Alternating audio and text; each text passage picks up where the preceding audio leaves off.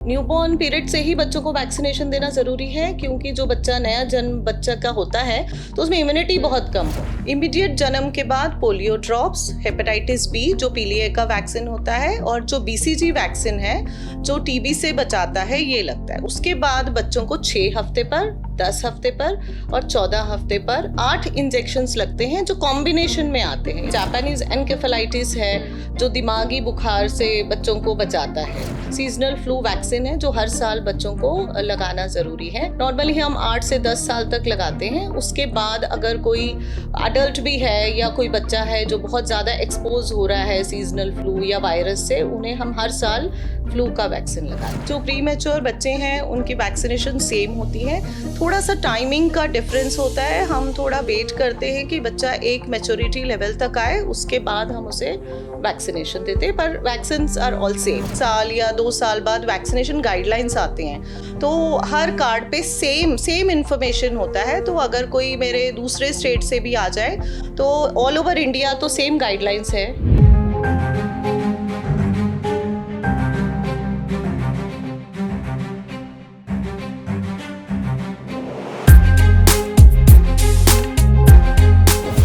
आसपास मौजूद वायरस और बैक्टीरिया के कारण हमेशा बीमारियों का खतरा बना रहता है और वैक्सीनेशन हमें बीमारियों से बचाने में मदद करता है। इतना ही नहीं, हमें अपने छोटे बच्चों का वैक्सीनेशन जरूर करवाना चाहिए। आपको बता दें, आजकल के लाइफस्टाइल को देखते हुए कई तरह की बीमारियों से निपटने के लिए लोगों को वैक्सीनेशन के प्रति जागरूक करने के लिए हर साल 24 अप्रैल को वर्ल्ड इम्यूनाइजेशन डे मनाया जाता है। इससे जुड़ी बहुत सी जानकारी देने के लिए आज हमारे साथ स्टूडियो में मौजूद हैं डॉक्टर सुरजीत कौर मदान, जो पीएमजी चिल्ड्रन हॉस्पिटल में पीडियाट्रिशियन के तौर पर काफी समय से अपनी सेवाएं दे रही हैं। डॉक्टर सुरजीत, आपका बहुत बहुत स्वागत है। धन्यवाद। डॉक्टर साहब, जैसे कि हम बात कर रहे हैं वैक्सीनेशन को लेके, तो सबसे पहले तो मैं यही जानना चाहती हूँ कि वैक्सीनेशन जो है आज की डेट में अगर हम बात करें, क्यों इम्पोर्टेंट बनता जा रहा है? तो वैक्सीनेशन है जिसे हम टीकाकरण कहते हैं, इसमें कुछ माइन्यूट वॉल्यूम से एंटीजन या बैक्टीरिया डाले होते हैं जो बच्चों के अंदर हम इंजेक्ट करते हैं, और तुरंत ही उसके अंदर एंटीबॉडीज बन जाते हैं।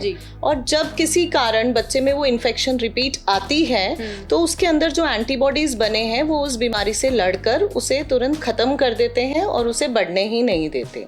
तो वैक्सीनेशन जो बच्चों को मिलती है वो उसे काफ़ी बीमारियों से लड़ने के लिए पहले ही प्रिपेयर कर देती है। मतलब जब बच्चा पैदा होता है तभी से शुरू हो जाती है वैक्सीनेशन? हाँ जी, न्यूबॉर्न पीरियड से ही बच्चों को वैक्सीनेशन देना ज़रूरी है, क्योंकि जो बच्चा नया जन्म बच्चा का होता है तो उसमें इम्यूनिटी बहुत कम होती है, बीमारियों से लड़ने की ताकत नहीं होती है। तो इमीडिएटली वैक्सीनेशन शुरू करना बहुत ज़रूरी। अगर हम इसकी बात करें वैक्सीनेशन की, तो इसमें भी इसके टाइप्स होते हैं कि कौन सी एज ग्रुप में कौन सा वैक्सीनेशन होना है? हाँ जी, टीकाकरण 2 टाइप के होते हैं। एक किल्ड वैक्सीन होता है, एक लाइव वैक्सीन होता है। अलग अलग तरीके से ये बनते हैं और अलग अलग समय पे लगते हैं। तो टीकाकरण जो है आपके बच्चे को जन्म से ही शुरू हो जाना चाहिए। इमीडिएट जन्म के बाद पोलियो ड्रॉप्स, हेपेटाइटिस बी जो पीलिए का वैक्सीन होता है, और जो बीसीजी वैक्सीन है जो टीबी से बचाता है, ये लगता है। उसके बाद बच्चों को 6 हफ्ते पर, 10 हफ्ते पर और 14 हफ्ते पर 8 इंजेक्शंस लगते हैं जो कॉम्बिनेशन में आते हैं। ये घबराने की बात नहीं है कि 8 इंजेक्शन होते। आजकल बहुत अच्छे कॉम्बिनेशन वैक्सीन से एक ही इंजेक्शन में 5 या 6 वैक्सीन कवर हो जाते हैं। तो इसमें लगते हैं डीपीटी, जिसे हम डिप्थेरिया, पर्टुसिस और टेटनस वैक्सीन कहते हैं। हिप वैक्सीन होता है जो ब्रेन फीवर के लिए है। पीसीवी या न्यूमोकोकल वैक्सीन होता है जो निमोनिया के लिए और दिमागी बुखार के लिए बच्चों को बचाता है। और एक रोटा वायरस है जो एक वायरस इन्फेक्शन होता है जो बच्चों में, जिसकी वजह से दस्त लग जाते हैं, जानलेवा दस्त लग जाती है, तो वो रोटा वायरस पिलाने वाली दवाई दी जाती है। तो इस तरीके से, और पोलियो ड्रॉप्स तो देते ही हैं, आप सबको पता है। तो इस तरीके से 6 हफ्ते, 10 हफ्ते और 14 हफ्ते पे लगते हैं। उसके बाद काफ़ी वैक्सीन है जो 6 महीने पे, 9 महीने पे, 10 महीने पे, जैसे एक टाइफाइड का वैक्सीन होता है जी। हेपेटाइटिस ए वैक्सीन है जो लिवर में इन्फेक्शन कर देता है, उसका इंजेक्शन लगता है। जापानीज एनकेफेलाइटिस है जो दिमागी बुखार से बच्चों को बचाता है।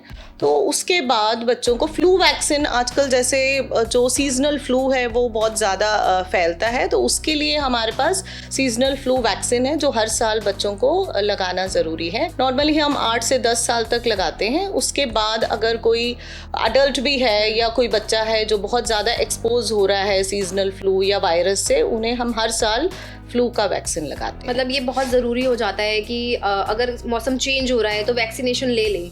हाँ जी, फ्लू वैक्सीन बहुत ज़रूरी है। ये हर साल नया स्ट्रेन के साथ फ्लू वैक्सीन बनता है, नया वैक्सीन होता है और हर साल लगाना ज़रूरी है। डॉक्टर साहब, जैसे बहुत सारे पेरेंट्स जो होते हैं वो इस बात से अवेयर नहीं है कि जैसे मान लो उन्होंने वैक्सीनेशन करवाया और बच्चे को कोई बुखार आ गया तो वो डर जाते हैं कि हम तो अभी डॉक्टर साहब से वैक्सीन लगवा के आए थे और इसको बुखार आ रहा है। तो वो क्या स्टेज होती है कि फीवर आता ही आता है? जो फीवर है अगर आपके बच्चे को वैक्सीनेशन के बाद आता है तो इसमें कोई घबराने वाली बात नहीं होती। ये एक जस्ट आपके बच्चे के बॉडी का रिएक्शन है, क्योंकि जब वैक्सीनेशन देते हैं, जैसे मैंने आपको बताया, छोटे वॉल्यूम में जो एंटीजन है या बैक्टीरिया या वायरस बच्चों के अंदर इंजेक्ट किया जाता है, जिसकी वजह से बच्चे का बॉडी जो है वो एक रिएक्शन देता है फीवर के रूप में। फीवर हो सकता है, थोड़ी सी रेडनेस हो सकती है, थोड़ी स्वेलिंग हो सकती है, पर ये जो फीवर है 1 या 2 दिन के लिए ही रहता है और ये बिल्कुल माइल्ड या मॉडरेट डिग्री तक फीवर होता है। तो अगर इतना फीवर आपके 48 घंटे के अंदर बेबी को होता है और अदरवाइज बच्चा आपका ठीक है, एक्टिव है, खेल रहा है, तो घबराने की कोई बात नहीं होती है। अगर किसी कारण आपके बच्चे को बहुत ज़्यादा हाई ग्रेड फीवर हो रहा है या कोई दौरे जैसे एबनॉर्मल मूवमेंट्स कर रहा है आपका बच्चा, या खा पी नहीं रहा है, बहुत ज़्यादा सुस्त लग रहा है, ये हो सकता है कोई सीजनल इन्फेक्शन हुआ हो बच्चे को, तो ये आपको डिफ्रेंशिएट करना ज़रूरी है। तो माइल्ड फीवर के लिए घबराने की ज़रूरत नहीं। तो मतलब वैक्सीनेशन के साथ अगर फीवर आ रहा है तो वो ठीक है, लेकिन कोई उसके अलावा कोई मेडिसिन देने की भी ज़रूरत है? हाँ जी, जो सिंपल पैरासिटामोल होती है जो इजीली अवेलेबल है, आप दे सकते हो। और कई बार रेडनेस या सूजन भी हो जाती है इंजेक्शन के जगह पे, तो वहाँ हम जो ठंडे पानी की पट्टियाँ हम कर सकते हैं, उससे भी उसे सूदिंग इफेक्ट मिलती है। अगर यहाँ मैं बात करूँ कि वैक्सीनेशन हमने लगवा ली, लेकिन अगर हमारा बच्चा बीमार है तो क्या उस स्टेज में भी वैक्सीनेशन होती है? नहीं, जब आपका बच्चा बीमार है तो हमने वैक्सीनेशन नहीं करते हैं। एक बार उसका फीवर ठीक हो जाए या बहुत ज़्यादा खांसी जुकाम है या आपका बच्चा अनवेल है तो वैक्सीनेशन हम कुछ दिन तक अवॉइड करते हैं, उसके बाद आप वैक्सीनेशन लगवा सकते हैं। अगर जैसे कि किसी ने वैक्सीनेशन अपने बच्चे को लगवाई है, वो टाइम पीरियड उसने 1 या 2 ही वैक्सीनेशन करवाई हैं, उसके बाद बच्चा काफ़ी बीमार है, तो क्या वो मतलब सर्कल दोबारा से शुरू होता है? Yes, definitely. इसे हम कैचअप वैक्सीनेशन कहते हैं।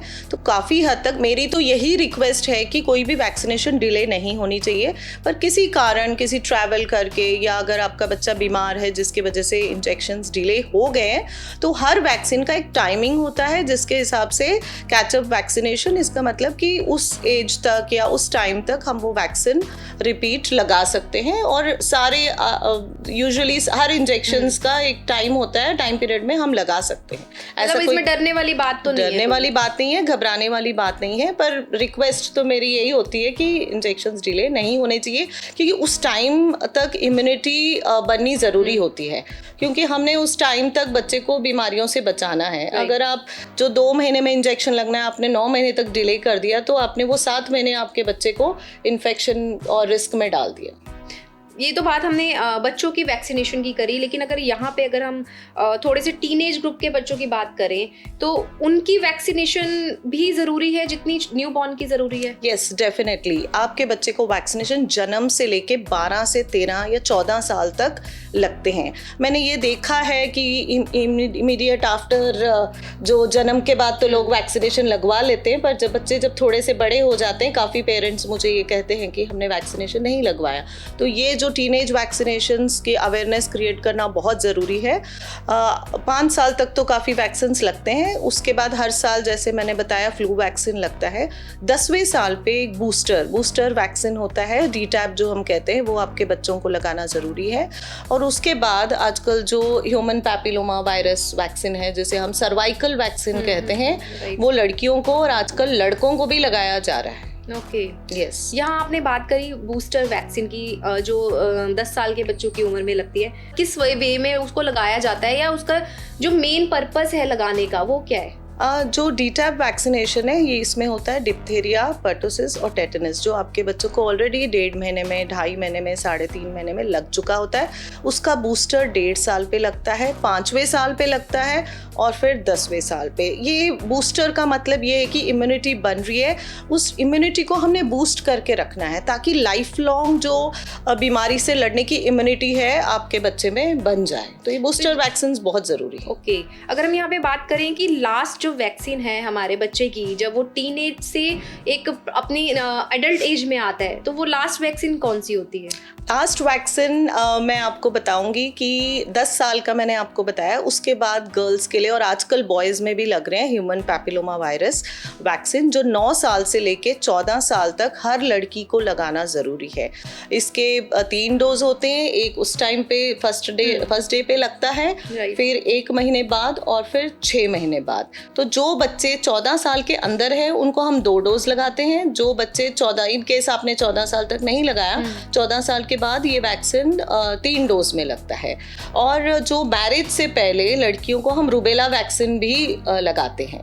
तो ये इंजेक्शंस है जो टीनेजर एज में लगते हैं। उसके बाद प्रेगनेंसी में भी कुछ वैक्सीनेशन होते हैं, वो हम आपको बताएंगे अभी। अच्छा मैम, आपने बहुत अच्छी बात करी कि टीनेज गर्ल्स को भी लगवाना ज़रूरी है और बॉयज़ के लिए भी अब बहुत ज़्यादा, क्योंकि पेरेंट्स सिर्फ गर्ल्स को लेके अवेयर हैं, बॉयज़ को लेके अवेयर नहीं है। तो एक मैसेज आप उन्हें भी ज़रूर दीजिए कि बॉयज़ को ये वैक्सीनेशन लेना क्यों ज़रूरी है। जो ह्यूमन पैपिलोमा वायरस जो जाना जाता है कि ये सर्वाइकल कैंसर वैक्सीन के लिए, ये सिर्फ सर्वाइकल कैंसर वैक्सीन के लिए नहीं है। ये कैंसर से तो डेफिनेटली लड़कियों को बचाता है, लेडीज़ को बचाता है, पर HPV एक वायरस है जिसके वजह से प्राइवेट एरियाज़ में भी इन्फेक्शन या स्किन इन्फेक्शन होने के चांसेस है और ये वायरस दूसरे पार्ट में भी जा सकता है।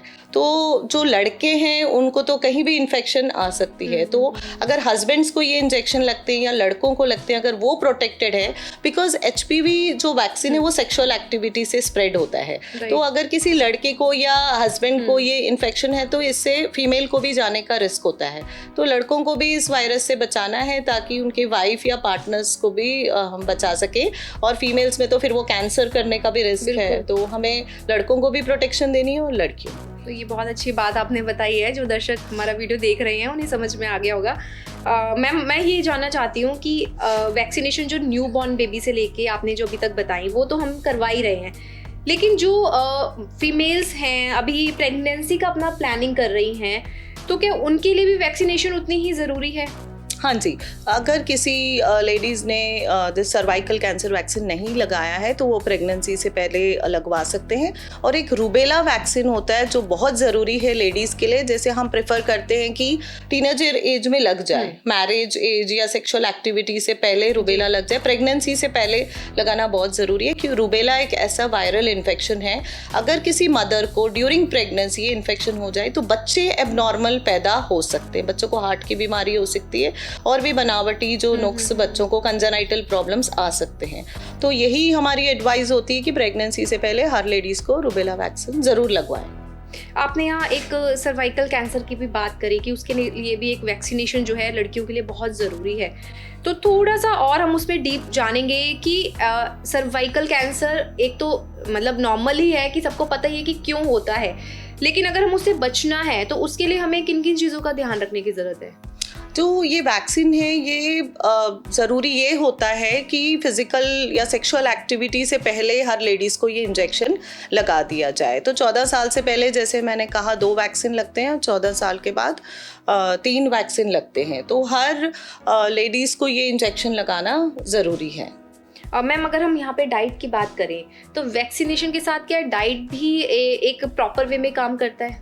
Yes, definitely. अगर आपका बच्चा हेल्दी है, तंदुरुस्त है और आप अच्छा उसको खाना देते हो, जंक फूड्स अवॉइड करते हो, ये जो आजकल चिप्स हैं या all junk kind of foods, pizzas and burgers, तो बच्चे में ऑटोमेटिकली इम्यूनिटी बेटर होगी।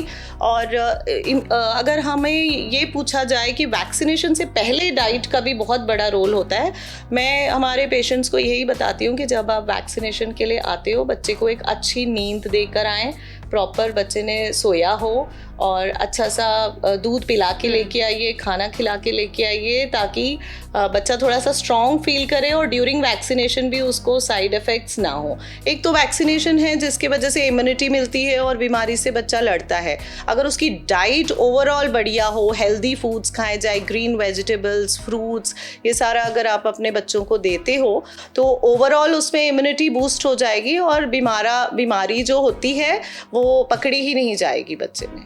मैम, एक ना लोगों का बहुत ये मिथ है कि जो बच्चे ओबेसिटी से जूझ रहे होते हैं उन्हें वैक्सीनेशन नहीं देना है, तो उस केस में आप क्या कहोगे? नहीं, ऐसा कुछ नहीं है कि अगर आपका बच्चा ओबेस है तो वैक्सीनेशन नहीं देना है।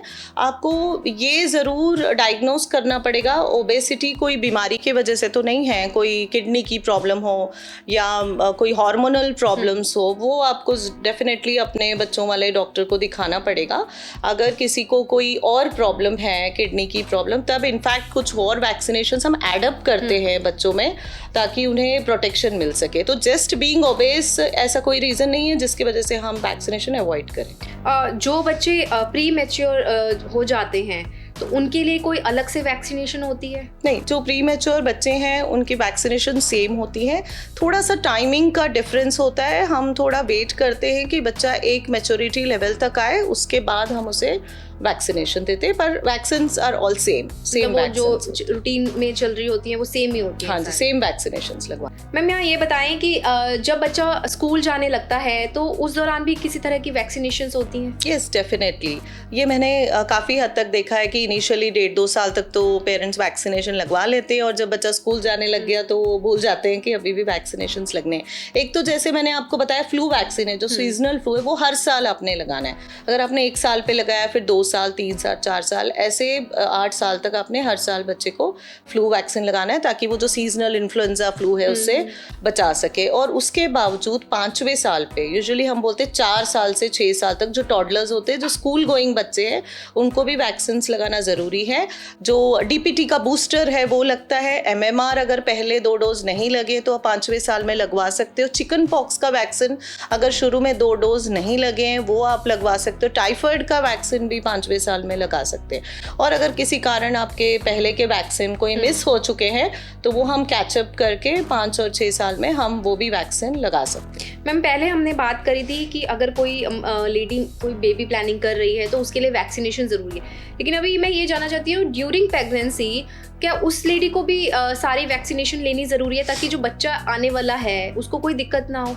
यस, डेफिनेटली प्रेगनेंसी के दौरान भी वैक्सीनेशंस कुछ ज़रूरी होते हैं। वैसे मैं बच्चों की डॉक्टर हूँ, बट डेफिनेटली बच्चों को अगर बीमारियों से बचाना है तो प्रेगनेंसी में भी कुछ वैक्सीन देना है। मैं डेफिनेटली आपको कुछ जानकारी देना चाहूँगी कि मदर्स को 5वें और 6वें महीने के बीच में टेटनस वैक्सीन लगता है और उसके 1 महीने बाद अभी टीडैप करके वैक्सीन है, ये नया वैक्सीन कुछ सालों से आ चुका है, वो 1 महीने बाद डीटैप वैक्सीन लगाना ज़रूरी है प्रेग्नेंट लेडी को, ताकि ये इन्फेक्शन बच्चों में जाकर ना हो और उसके होने वाले बच्चे में इम्यूनिटी बन जाए। अगर कोई लेडी प्रेग्नेंट है और अक्टूबर नवंबर का टाइम चल रहा है और जब ये फ्लू होने के चांसेस ज़्यादा है तो उस दौरान हम प्रेग्नेंट लेडी को फ्लू वैक्सीन दे सकते हैं ताकि उसे सीजनल फ्लू से हम बचा सकें और उसके बच्चे को भी इम्यूनिटी मिल सके। आपके पास कभी कोई ऐसा कपल या जो मदर हैं कभी ऐसे आए हो जिनके बच्चे को कभी वैक्सीनेशन लगी ही नहीं है?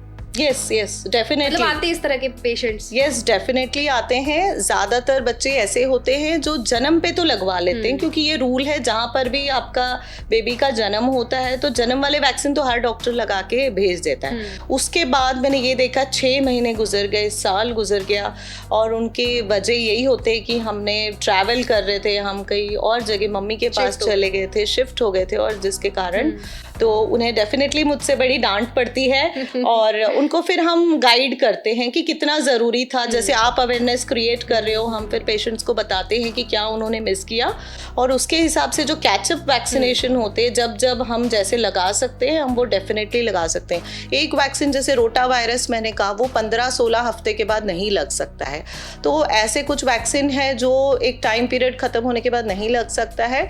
तो विनती तो मेरी यही है कि कोई भी वैक्सीन कभी भी ना मिस किया जाए। और हर डॉक्टर के पास एक जो वैक्सीनेशन चार्ट होता है, हर पेशेंट को, सरकारी में भी है, प्राइवेट हॉस्पिटल्स में भी है, उस चार्ट को पढ़ा जाए, उनकी कॉमन लैंग्वेज में लिखा होता है और उससे भी अवेयरनेस मिलती है और उसको फॉलो किया जाए। आई थिंक वो पेरेंट्स को दिया जाता है चार्ट, ताकि उन्हें भी पता लगता रहे कि कब कब वो वैक्सीनेशन दिलवानी है बच्चे को। Yes, definitely. मैम एक चीज़ ये कि जैसे मान लो अभी आपने ही बताया है कि हम जब ट्रैवल करते हैं कई सारी चीज़ें आ जाती हैं, हम शिफ्ट हो जाते हैं, नहीं लगवा पाते हैं बच्चे को वैक्सीन, और अगर हमारा वो वैक्सीनेशन कार्ड मिस हो जाए, हमसे कहीं गुम हो जाए, तो उस स्थिति में क्या फिर वो डॉक्टर को कैसे मतलब समझाए कि हाँ भाई यहाँ तक वैक्सीनेशन लग चुकी है? डॉक्टर को तो पता ही नहीं लगेगा, उस स्थिति में क्या करेगा वो? इसी के लिए हर पेरेंट्स को वैक्सीनेशन कार्ड दिया गया है। तो विनती तो यही होती है कि वैक्सीनेशन कार्ड संभाल के रखा जाए। आजकल मोबाइल का ज़माना है, आप फ़ोटो लेके अपने पास सेव भी कर सकते हो। मेरे पास भी कई पेशेंट्स ऐसे आते हैं जो कहते हैं कि मैडम हम भूल गए या वैक्सीनेशन कार्ड हमारा गुम गया। फिर अब अंदाजे से जितना डेफिनेटली वो हमें बताते हैं किस रेट का वैक्सीन लगा था, किस टाइम पे लगा था, उस हिसाब से हम जितना अपने आप को या पेशेंट के इन्फॉर्मेशन से हम देख सकते हैं, हम वो अंदाज़ा लगा के फिर आगे का नया कार्ड बनाते हैं और फिर वैक्सीनेशन उस हिसाब से करते हैं। मैम क्या ऐसा होता है कि लाइक कोई किसी अदर स्टेट का हो, उसके पास वैक्सीनेशन का अदर स्टेट का है, एंड देन वो कहीं और स्टेट में शिफ्ट हो गया, तो वही सेम वैक्सीनेशन कार्ड चल जाता है? Yes, definitely. आईएपी हमारे गाइडलाइंस है, हर साल या 2 साल बाद वैक्सीनेशन गाइडलाइंस आते हैं, तो हर कार्ड पे सेम इन्फॉर्मेशन होता है। तो अगर कोई मेरे दूसरे स्टेट से भी आ जाए तो ऑल ओवर इंडिया तो सेम गाइडलाइंस है, जो हम सेम एक ही तरीके से आप वो अपना दिखा के बच्चे को वैक्सीनेशन ले हो सकता है? Yes, definitely. हर स्टेट से सेम होता है। और इनफैक्ट हमारे पास फॉरेन से काफ़ी पेशेंट्स आते हैं, उनका थोड़ा वैक्सीनेशन का जो डेट्स है वो डिफरेंट होते हैं। अगर हम 1.5 महीने पे देते हैं, कई बार वो 2 महीने पे देते हैं, तो उस पे उनका भी एक चार्ट बना होता है। उस हिसाब से हम जो फॉरेन से भी पेशेंट्स आते हैं उनके कार्ड के अकॉर्डिंग फिर हम उन्हें गाइड करते हैं। अगर कोई पेशेंट इंडिया में कंटिन्यू कर रहा है, रहना चाहता है, फिर हम इंडिया का जो शेड्यूल है वो फॉलो करते हैं। अगर वो वहीं पे वापस जाना चाहता है तो उनके कार्ड को हम फॉलो करते हैं और उस हिसाब से वैक्सीनेशन। आपने कहा कि फॉरेन से भी आपके पास पेशेंट्स आते हैं, तो उनकी वैक्सीनेशन और इंडियन पेशेंट की वैक्सीनेशन में कोई फर्क? नहीं, वैक्सीनेशन सेम होते हैं, कंपनीज भी लगभग सेम ही होते हैं, सिर्फ उनके टाइमिंग्स और हमारे टाइमिंग्स में कई बार डिफरेंस होता है।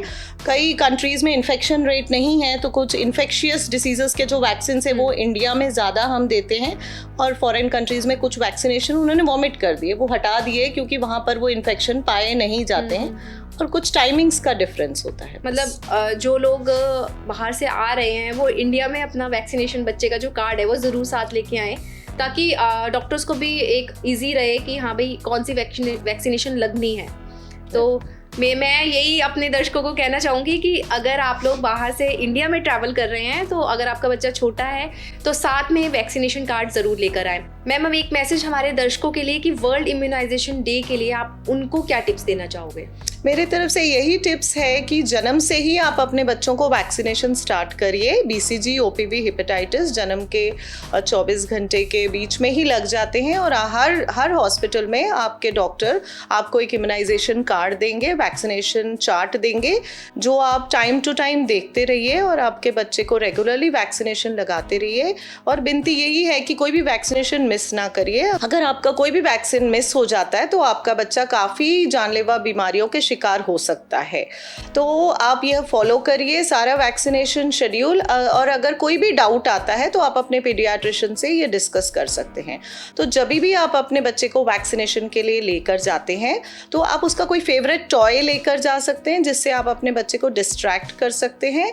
आप उसको खिला के या दूध पिला के लेके जाइए, और इमीडिएट आफ्टर वैक्सीनेशन आप अपने बच्चे को ब्रेस्ट फीड करा सकते हो, या अगर आपका बच्चा बड़ा है तो आप उसे कोई जूस या मिठा कुछ दे सकते हैं जिससे आपका बच्चा सूत फील करेगा।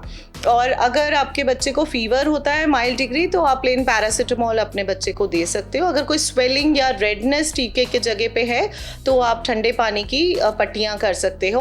और बहुत इंपॉर्टेंट टिप है कि ऐसे आप अवेयरनेस प्रोग्राम्स देखते रहिए और नॉलेज देते रहिए, ताकि आप अपने बच्चे को इम्यूनिटी दे सकें और कोई भी वैक्सीन मिस ना करें, और मोर इन्फॉर्मेशन आप लेते रहिए और अपने बच्चे को बीमारियों से बचा सकते हैं। डॉक्टर सुरजीत कौर, हमसे बात करने के लिए बहुत बहुत शुक्रिया। तो ये थे हमारे साथ डॉक्टर सुरजीत कौर, जिन्होंने वैक्सीनेशन से जुड़ी बहुत सारी जानकारी हमें दी। आई होप आपको हमारा ये एपिसोड पसंद आया होगा। इस तरह के और भी अपडेट्स के लिए आप जुड़े रहें तंदुरुस्ताए नमा के साथ। नमस्कार। नमस्कार।